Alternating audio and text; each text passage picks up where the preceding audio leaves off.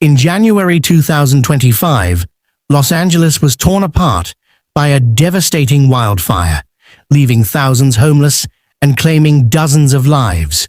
As the flames ravaged the city, the path to recovery seemed uncertain.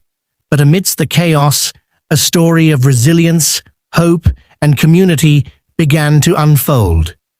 Let's take a closer look at how this city, known for its glamour and dreams, is now fighting to rise from the ashes.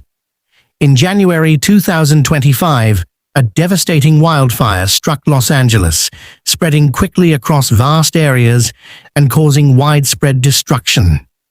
The fire, which began in the hills surrounding the city, grew rapidly due to dry conditions, strong winds, and the region's dry vegetation. Over the course of the next few days, the fire became one of the most destructive in the city's history. The flames engulfed neighborhoods, leaving a trail of devastation in their wake. Thousands of homes, businesses, and public structures were destroyed, and the damage extended far beyond just buildings. It affected the entire community. The wildfires took a heavy toll on the city's residents. More than 16,000 structures were completely destroyed, with entire neighborhoods reduced to rubble. Tragically, at least 28 lives were lost, and countless others were left homeless, unsure of where to turn next. As the flames consumed their homes, people had no choice but to flee for their lives. Emergency evacuation orders were issued, and thousands of residents were forced to leave in a rush, with little more than the clothes on their backs. The chaos during the evacuation process was overwhelming as people scrambled to get to safety, often finding themselves stuck in traffic or blocked by the smoke and flames. The emotional toll on the residents was immense. Many people lost everything they had: personal belongings, family heirlooms, and their sense of security. For some, this fire was not just a disaster, but the sudden, traumatic loss of their entire way of life. The impact was not limited to just the physical destruction of property. It was a profound emotional crisis for the people affected. In the aftermath of the wildfires, the government swiftly moved to address the scale of destruction and provide immediate relief to those affected. Governor Gavin Newsom signed a $2.5 billion relief package aimed at rebuilding Los Angeles and assisting the residents who had been displaced. This financial aid was allocated for various recovery efforts, including housing for evacuees, infrastructure repairs, and restoring essential services like electricity and water. The relief package also focused on helping businesses get back on their feet, with special attention to small enterprises that had been severely impacted by the fires. The package was a critical step in initiating the rebuilding process, providing the city with the resources needed to begin its recovery. However, rebuilding Los Angeles presented significant challenges. One of the biggest issues was urban planning. Many of the destroyed areas were located in high-risk zones that had already been prone to wildfires in the past. The urgency to rebuild quickly had to be balanced with the need for safer, more sustainable planning. Experts and city officials debated the creation of buffer zones, areas that could be designated as green spaces or recreation areas to act as fire breaks. These buffer zones would serve as a barrier to prevent future fires from spreading into densely populated areas. Additionally, rebuilding had to consider the possibility of future disasters, which meant that structures had to be built with fire-resistant materials and more robust designs to withstand the environmental risks of the region. Alongside governmental efforts, local community organizations played a vital role in the recovery process. Volunteers flooded into affected areas to assist those in need. These organizations provided immediate relief, including food, clothing, medical supplies, and temporary shelter for displaced families. They also offered counseling and emotional support for those dealing with the trauma of losing their homes and livelihoods. The response from these community groups was a powerful demonstration of solidarity, as neighbors and strangers alike came together to support one another during the difficult recovery period. These organizations worked hand in hand with local authorities, ensuring that aid reached the most vulnerable populations, including the elderly, disabled, and low-income families who had been hardest hit by the disaster. Volunteers were critical in helping distribute resources and provide services that were essential in the aftermath of such a devastating event. In the wake of the wildfires, Los Angeles faced more than just the physical destruction caused by the flames. Hollywood, the heart of the entertainment industry, was already grappling with several ongoing challenges that were exacerbated by the disaster. Rising crime rates and high taxes were significant concerns for both residents and business owners. These issues, coupled with setbacks in the industry, such as the decline in film production and the impact of global streaming platforms, had caused many to consider leaving the city. With the entertainment sector struggling, the fires only deepened the sense of uncertainty, prompting a need for change and revival. To address these challenges, the government appointed Mel Gibson, John Voight, and Sylvester Stallone as special ambassadors tasked with promoting recovery and revitalizing business in Hollywood. These iconic figures, known for their influence in the entertainment industry, were chosen to serve as public faces of Hollywood's recovery efforts. Their role was to advocate for policies that would attract businesses back to the area and encourage investment in local film production, helping the city regain its status as the world's entertainment capital. The appointment of these figures was seen as a way to bring attention to the city's struggles while using their star power to galvanize support from the public and the private sector. Efforts to revitalize Hollywood and Los Angeles more broadly were focused on addressing the challenges that caused businesses to flee the city. There were calls for tax reforms to make the city more attractive to business owners and to keep the entertainment industry competitive. In addition, the government and industry leaders looked into streamlining regulations that many considered too burdensome. Revitalization plans included creating new incentives for film production and encouraging more private investments in the entertainment sector. There was also a push to focus on the long-term sustainability of the area, ensuring that Hollywood could recover not only from the fires, but also from the broader issues that had threatened its place in the global entertainment industry. The aim was to build a more resilient and thriving Hollywood that could once again attract talent and industry leaders while addressing the social and economic challenges facing the city. The wildfires in Los Angeles had a disproportionate impact on domestic workers, many of whom were already in vulnerable positions. These workers, often employed in private homes for cleaning, caregiving, and other household services, faced significant challenges in the aftermath of the fires.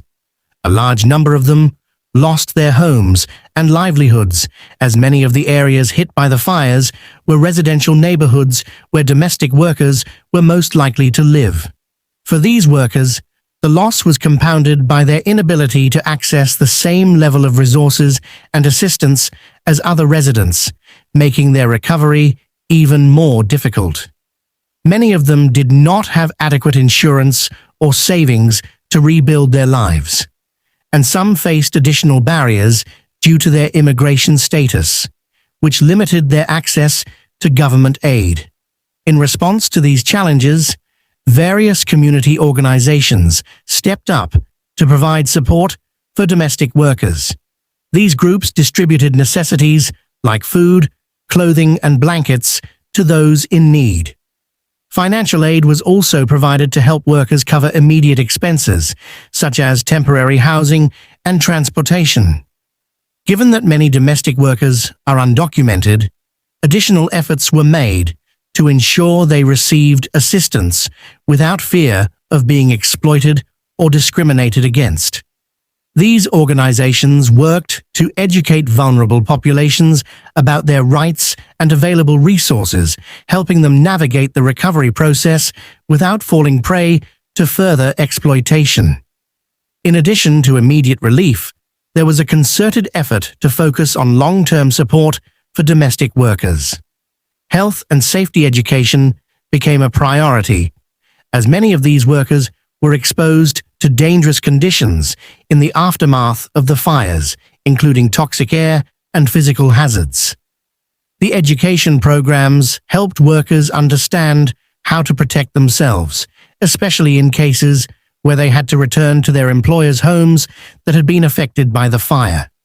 These efforts were vital in ensuring that the most vulnerable workers did not face even greater hardships in the wake of the disaster.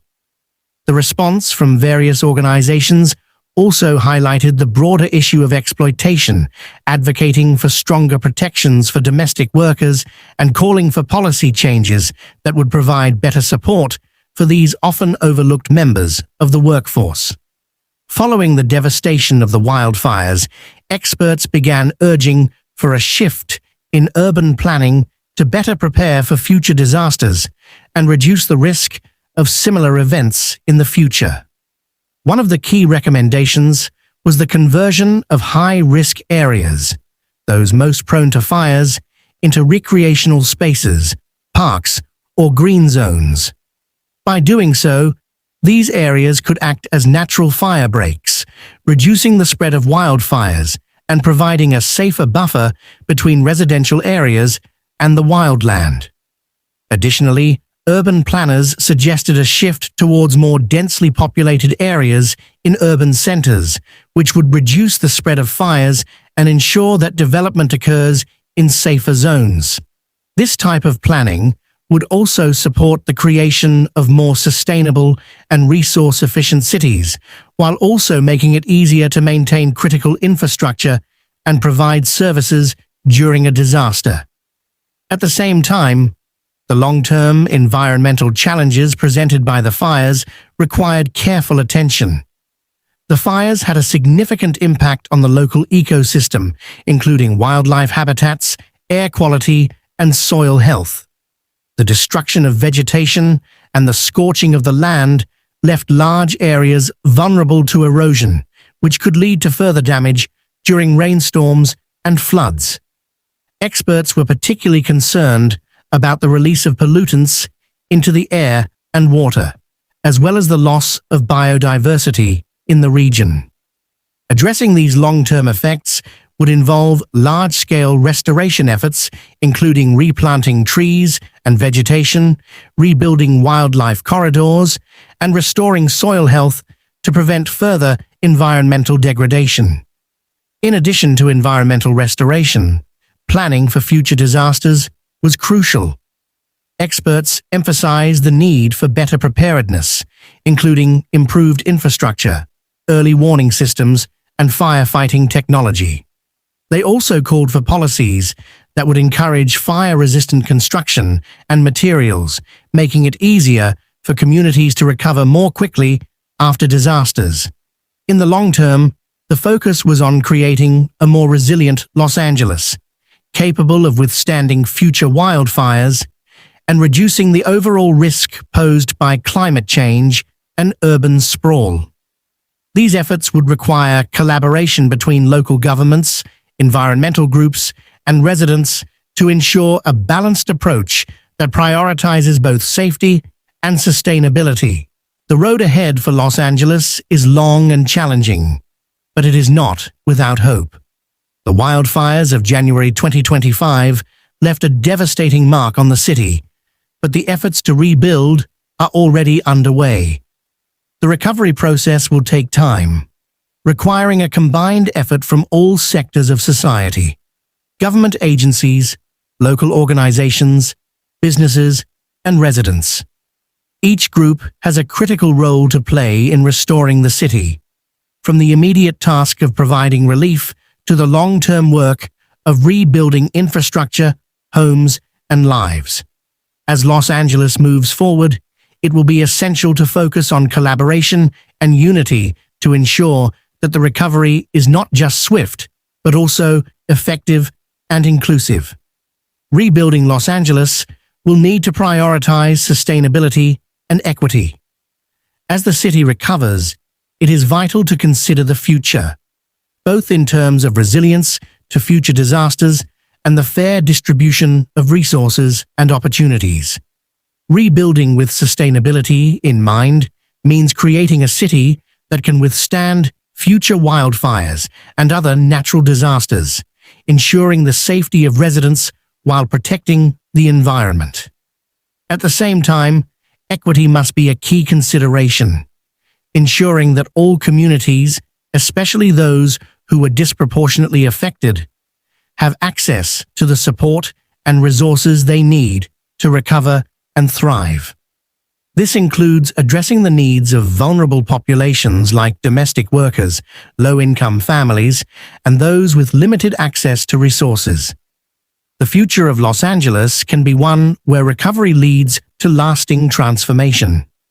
By focusing on resilience, sustainability, and equity, the city can emerge stronger than before, ready to face the challenges ahead and build a better, more inclusive future for all its residents. As Los Angeles begins its journey of rebuilding and healing, the efforts of its residents, leaders, and communities show us the true strength of this city.